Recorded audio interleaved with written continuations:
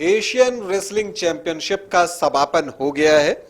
एशियाई कुश्ती का जो ये टूर्नामेंट हुआ उसमें भारत का प्रदर्शन कैसा रहा उस पर आज बातें करूंगा।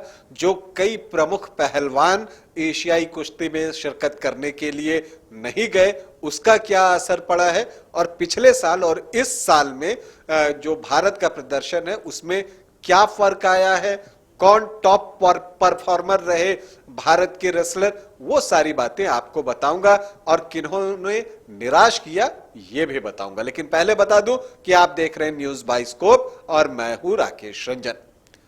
एशियाई रेसलिंग चैंपियनशिप का समापन हो चुका है और अगर हम बात करें भारतीय दल की, जो कि भारतीय दल वहां पर 30 सदस्यों का जो दल था वो खेलने के लिए गया हुआ था रेसलिंग चैंपियनशिप, 30 पहलवानों ने हिस्सा लिया, तो आपको बता दूं कि उसमें से 14 ने पदक जीते हैं। जो भारत को पदक मिले हैं वो आपको बता दूं कि 1 स्वर्ण, 3 रजत और 10 कांस्य पदक भारत को मिले हैं। तो कुल 14 पदक भारत के नाम हुआ है। अगर हम इसकी तुलना पिछले साल से करें, जबकि बड़े बड़े स्टार प्लेयर थे, रवि दहिया थे, बजरंग पुनिया थे, तो उस वक्त की अगर हम बात करें तो उस वक्त जो है भारत ने कुल 17 पदक जीते थे, 1 स्वर्ण, 5 रजत और 11 कांस्य पदक। पिछले बार की बात हम करें जो कि 2022 में एशियाई रेसलिंग चैंपियनशिप हुई थी और उस वक्त जो भारत का रैंक था 5वां था और इस बार जो भारत का रैंक है वो 7वां है। लेकिन एक बात और भी है कि पिछले बार अगर हम बात करें तो 19 देशों ने इसमें पार्टिसिपेट किया था और 250 प्रतिभागी थे, मतलब 250 रेसलर हिस्सा ले रहे थे। इस बार जो है उसमें बढ़ोतरी हुई है, 22 देश ने पार्टिसिपेट किया और 331 रेसलर ने हिस्सा लिया। तो यह भी ध्यान में रखने की जरूरत है। पिछले बार चीन नहीं था लेकिन इस बार चीन ने भी इस एशियाई चैंपियनशिप में हिस्सेदारी की है, रेसलिंग में हिस्सेदारी की है। हम भारतीय प्रदर्शन की अगर हम बात कर रहे हैं तो हम आपको यह भी बता दें कि जो भारत के टॉप परफॉर्मर की अगर हम बात करें तो बेस्ट रहे अमन सहरावत, जिन्होंने की स्वर्ण पदक जीता। 53 किलोग्राम भार वर्ग में उन्होंने स्वर्ण पदक जीता। इसके अलावा अगर हम बात करें तो रुपिन गहलावत हैं, उन्होंने रजत पदक जीता ग्रीको रोमन में, जबकि जो अमन को गोल्ड मिला वो मेंस फ्री स्टाइल में मिला था। इसके अलावा जो 2 महिला खिलाड़ी जिनकी की चर्चा काफी हुई और उनसे लोग प्रभावित भी हुए, उसमें जो भारत की युवा रेसलर हैं अंतिम पंघाल, उन्होंने जो है वो कमाल की रेसलिंग की और सिल्वर मेडल जीता और निशा दहिया ने भी सिल्वर मेडल जीता। तो ये 4 को आप कह सकते हैं भारत के टॉप परफॉर्मर रहे और जिनसे अगर आप कहें कि निराशा हाथ लगी तो आप ये कह सकते हैं कि सरिता मोर और दीपक पुनिया ने अपने प्रदर्शन से निराश किया, क्योंकि यहां पर 2 पदक हम सभी सोचकर रख रहे थे कि ये 2 पदक तो आएंगे ही आएंगे। देखिए, एशियाई कुश्ती चैंपियनशिप जो होती है उसमें 3 इवेंट होते हैं। एक तो मेंस फ्री स्टाइल होता है, इसके अलावा मेंस ग्रीको रोमन होता है और फिर विमेंस फ्री स्टाइल होता है। तो अब हम इसकी बारी बारी से अगर हम तुलना करने जाएं तो अगर हम आपको बताएं तो भारत ने जो है मेंस फ्री स्टाइल में 1 जो है स्वर्ण पदक जीता और 2 कांस्य पदक जीते, तो मतलब 3 पदक जीते।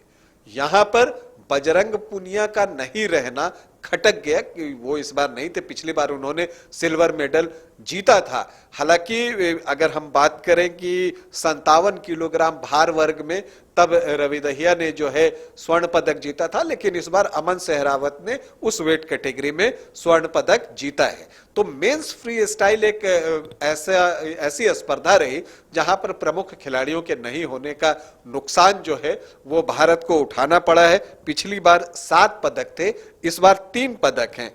इस पिछली बार की अगर हम बात करें 2022 की तो 1 स्वर्ण, 3 रजत और 3 कांस्य पदक थे और इस बार 1 स्वर्ण और 2 कांस्य पदक ही आए।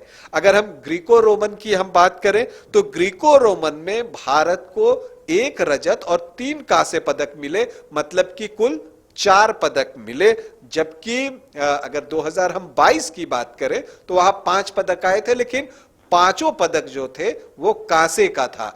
जबकि इस बार जो है एक जो है रजत पदक मतलब सिल्वर भी भारत को मिला है ग्रीको रोमन में। तो ये हो गया। और विमेंस जो फ्री स्टाइल कुश्ती होती है वहां पर भारत का अच्छा प्रदर्शन रहा। 10 पहलवानों ने इसमें हिस्सा लिया और 7 पदक आए, 2 रजत पदक और 5 कांस्य पदक आए। तो आप कह सकते हैं कि ये जो है ऐसा इवेंट रहा जहां पर उन्होंने बेहतर प्रदर्शन किया है। पिछली बार विमेंस कैटेगरी में 5 ही पदक आए थे। और ये 7 पदक इसलिए भी इंपॉर्टेंट हैं कि प्रमुख खिलाड़ी नहीं थे, लेकिन बावजूद इसके 7 पदक आए हैं। और वो भी इन पदकों का महत्व और इसलिए भी बढ़ जाता है कि चीन भी पार्टिसिपेट कर रहा था और महिला रेसलिंग में उसकी एक अपनी जो है पैठ है, उसका अपना एक दबदबा भी है। लेकिन इन सब के बावजूद भारत ने जो है महिला रेसलिंग में कम से कम बेहतर प्रदर्शन किया है। जहां तक जो 14 पदक भारत को मिले हैं, बड़ा ही इक्वल डिस्ट्रीब्यूशन हुआ है। 7 पदक पुरुषों ने जीते हैं, 7 पदक महिलाओं ने जीते हैं। तो ये 14 पदक जो है वो भारत को मिले हैं, 1 स्वर्ण 3 रजत 10 कांस्य।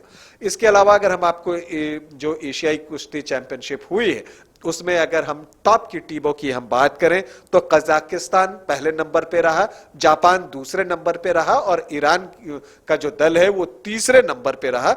भारत को 7वां स्थान मिला है। तो आपको ये भी मैंने बता दिया।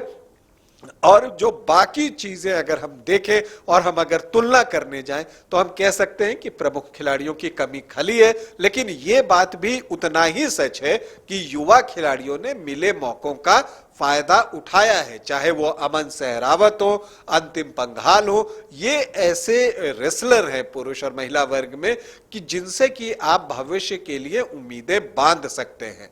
तो ऐसा नहीं है कि कोई इस प्रदर्शन से निराश होने की जरूरत है। आप इस प्रदर्शन के बूते भविष्य की एक रूपरेखा देख सकते हैं, एक उम्मीदें बांध सकते हैं। और हम सभी कामना करते हैं कि भारत कुश्ती के फील्ड में लगातार अच्छा प्रदर्शन करे। इस साल जो है एशियाड भी होना है, वहां पर कुश्ती होगी। तो इन सारी चीजों को देखना है, ओलंपिक के लिए क्वालिफाई भी करना है। तो अभी और मौके मिलेंगे तो जो भारत के पहलवान जो अभी चूक गए हैं वो आगे जो है ओलंपिक्स के लिए अपनी जगह बनाने में सफल होंगे। भारत के सारे पहलवानों को हमारी शुभकामनाएं और जिन्होंने भी पदक जीते हैं उन सबको बहुत बहुत बधाई। अभी के लिए इतना ही, इजाजत दें, नमस्कार।